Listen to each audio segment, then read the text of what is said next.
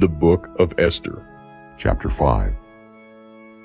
Now it came to pass on the third day that Esther put on her royal apparel, and stood in the inner court of the king's house, over against the king's house.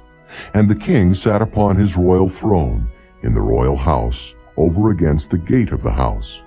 And it was so, when the king saw Esther the queen standing in the court, that she obtained favor in his sight.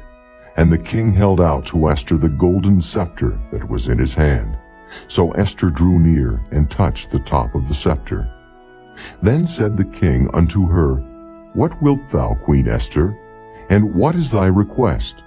It shall be even given thee to the half of the kingdom. And Esther answered, If it seem good unto the king, let the king and Haman come this day unto the banquet that I have prepared for him. Then the king said, Cause Haman to make haste, that he may do as Esther hath said.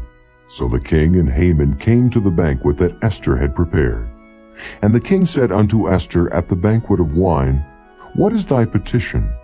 And it shall be granted thee. And what is thy request? Even to the half of the kingdom it shall be performed.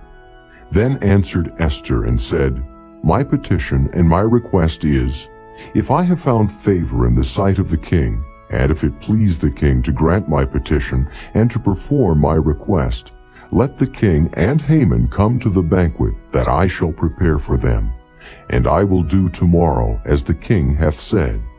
Then went Haman forth that day joyful and with a glad heart. But when Haman saw Mordecai in the king's gate, that he stood not up nor moved for him, he was full of indignation against Mordecai.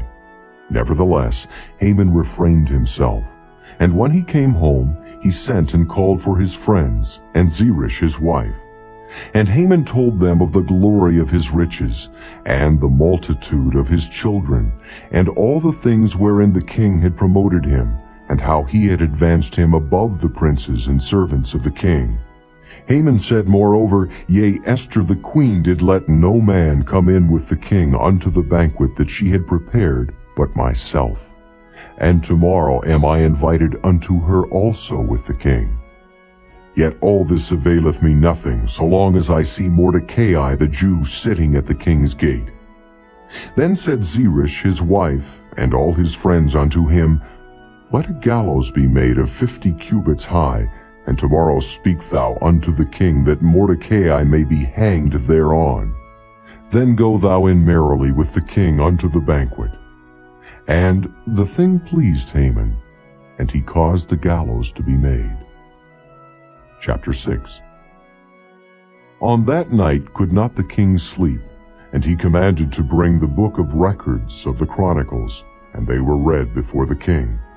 And it was found written that Mordecai had told of Bigthana and Teresh, two of the king's chamberlains, the keepers of the door, who sought to lay hand on the king Ahasuerus. And the king said, What honor and dignity hath been done to Mordecai for this? Then said the king's servants that ministered unto him, There is nothing done for him. And the king said, Who is in the court? Now Haman was come into the outward court of the king's house to speak unto the king to hang Mordecai on the gallows that he had prepared for him. And the king's servants said unto him, Behold, Haman standeth in the court. And the king said, Let him come in. So Haman came in. And the king said unto him, What shall be done unto the man whom the king delighteth to honor? Now Haman thought in his heart, To whom would the king delight to do honor more than to myself? And Haman answered the king, For the man whom the king delighteth to honor, let the royal apparel be brought, which the king useth to wear, and the horse that the king rideth upon, and the crown royal which is set upon his head. And let this apparel and horse be delivered to the hand of one of the king's most noble princes, that they may array the man withal, whom the king delighteth to honor, and bring him on horseback through the street of the city, and proclaim before him, Thus shall it be done to the man whom the king delighteth to honor. Then the king said to Haman, Make haste, and take the apparel and the horse, as thou hast said, and do even so to Mordecai the Jew, that sitteth at the king's gate. Let nothing fail of all that thou hast spoken.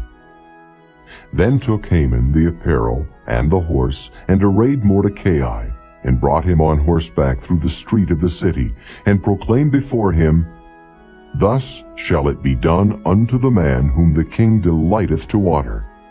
And Mordecai came again to the king's gate. But Haman hasted to his house mourning, and having his head covered. And Haman told Zeresh his wife and all his friends everything that had befallen him. Then said his wise men and Zeresh his wife unto him, If Mordecai be of the seed of the Jews, before whom thou hast begun to fall, thou shalt not prevail against him, but shalt surely fall before him. And while they were yet talking with him, came the king's chamberlains, and hasted to bring Haman unto the banquet that Esther had prepared. Chapter 7. So the king and Haman came to banquet with Esther the queen. And the king said again unto Esther on the second day at the banquet of wine, What is thy petition, Queen Esther? And it shall be granted thee. And what is thy request? And it shall be performed, even to the half of the kingdom. Then Esther the queen answered and said, If I have found favor in thy sight, O king, and if it please the king, let my life be given me at my petition, and my people at my request.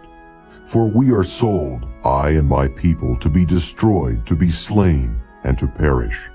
But if we had been sold for bondmen and bondwomen, I had held my tongue, although the enemy could not countervail the king's damage. Then the king Ahasuerus answered and said unto Esther the queen, Who is he, and where is he, that durst presume in his heart to do so? And Esther said, The adversary and enemy is this wicked Haman. Then Haman was afraid before the king and the queen. And the king, arising from the banquet of wine in his wrath, went into the palace garden. And Haman stood up to make request for his life to Esther the queen, for he saw that there was evil determined against him by the king. Then the king returned out of the palace garden into the place of the banquet of wine, and Haman was fallen upon the bed whereon Esther was. Then said the king, Will he force the queen also before me in the house? As the word went out of the king's mouth, they covered Haman's face. And Harbona, one of the chamberlains, said before the king, Behold also the gallows 50 cubits high, which Haman had made for Mordecai, who had spoken good for the king, standeth in the house of Haman. Then the king said, Hang him thereon. So they hanged Haman on the gallows that he had prepared for Mordecai. Then was the king's wrath pacified.